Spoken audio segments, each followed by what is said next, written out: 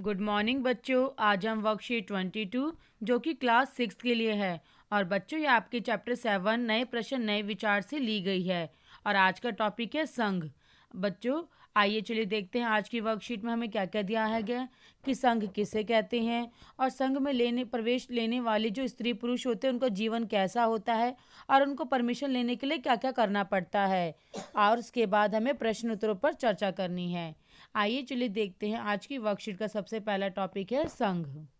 बच्चों संघ एक ऐसा संगठन था, मतलब कि ऐसा ग्रुप होता था जहां लोग ज्ञान प्राप्त करने के लिए घरों को त्याग देते थे, घरों से कोई रिश्ता ही नहीं रखते थे, यानी कि एक बार घर छोड़ दो तो दोबारा घर नहीं जाना, तो उसे कहते हैं घर का त्याग करने वाले लोग।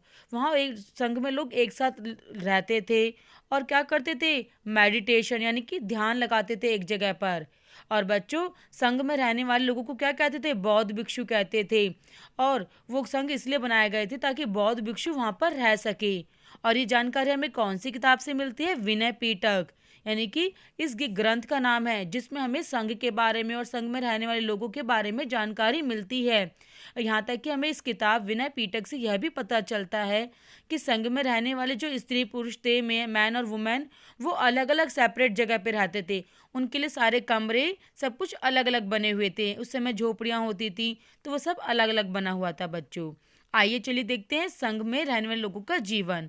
बच्चों सारे देखो, आप ग्रुप देख रहे हो ना, ऑरेंज कपड़े पहने हुए हैं और कुछ लोग वैसे ही बैठे हैं। वहाँ पर गांव के लोग भी, और जो ऑरेंज कपड़ों में बैठे हुए हैं वो बौद्ध भिक्षु हैं।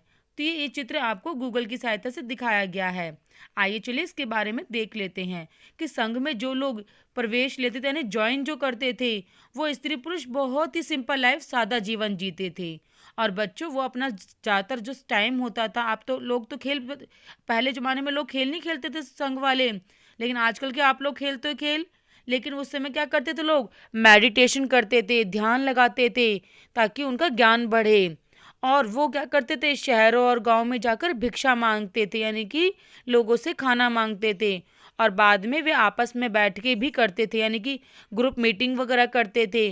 और इन लोगों को क्या कहते थे, जो आदमी होते थे उन्हें भिक्खु कहा जाता था और औरतों को भिक्खुणी कहा जाता था, क्योंकि वो भिक्षा मांगते थे। बच्चों और आप जानते हो कि सभी व्यक्तियों को संघ में प्रवेश ले सकते थे, ज्वाइन कर सकते थे, लेकिन बच्चों संघ में प्रवेश करने वाले बच्चों को अपने मम्मी पापा से परमिशन लेनी पड़ती थी। दास यानी जो गुलाम होते थे उनको किससे लेनी पड़ती थी परमिशन, अपने स्वामी से। और राजा के यहाँ काम करने वाले लोगों को राजा से, और कर्जदारों को अपने देनदारों से परमिशन लेनी पड़ती थी। और जो वाइफ होती थी वो अपने हस्बैंड से परमिशन लेती थी ताकि वो संघ को ज्वाइन कर सके और संघ में प्रवेश ले सके, वहाँ पर रह सके। आइए चलिए देखते हैं बच्चों प्रश्न उत्तर। पहला प्रश्न है, संघ किन लोगों के लिए बनाया गया था, हु वॉज द संघ फॉर्म्ड फॉर। तो बच्चों संघ किसके लिए बनाया गया था, जहाँ पे लोग ज्ञान प्राप्त करने के लिए अपने घर को छोड़कर आते थे, उनके लोगों के एक साथ रहने के लिए बनाया गया था ताकि वहाँ पर लोग ज्ञान प्राप्ति कर सके और मेडिटेशन कर सके। यहाँ तक कि बच्चों बौद्ध भिक्षु जो यहाँ पे ज्ञान प्राप्त करते थे, मेडिटेशन रखते थे, उनके लिए बनाया गया था। आइए चलिए देखते हैं प्रश्न 2, संघ में रहने वाले बौद्ध भिक्षुओं के लिए बनाए गए नियम और ग्रंथ कौन सी किताब में मिलते हैं बच्चों। तो इसका नाम है विनय पीटक।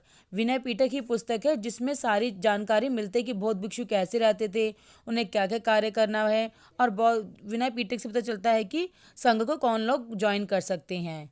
अगला क्वेश्चन देखते हैं, question number 3, what kind of life did the person who joined संघ लिव। कि संघ में प्रवेश लेने वाले व्यक्ति कैसा जीवन जीते थे बच्चों। तो बच्चों बहुत ही सादा जीवन जीते थे। वे अपना सारा काम मेडिटेशन में बिताते थे और गांव में जा जाकर भिक्षा मांगते थे। यहाँ तक कि जो आदमी लोग भिक्षा मांगते थे उन्हें क्या कहते थे, भिक्खु, और औरतों को भिक्खुणी कहा जाता था। तो बच्चों इस प्रकार वो अपना ज़्यादातर समय भिक्षा मांगने में और ज्ञान प्राप्ति में और मेडिटेशन करने में लगाते थे। बच्चों अगर आपको हमारी वीडियो पसंद आई हो, समझ आई हो, तो इसे लाइक और सब्सक्राइब ज़रूर करें। Thank you.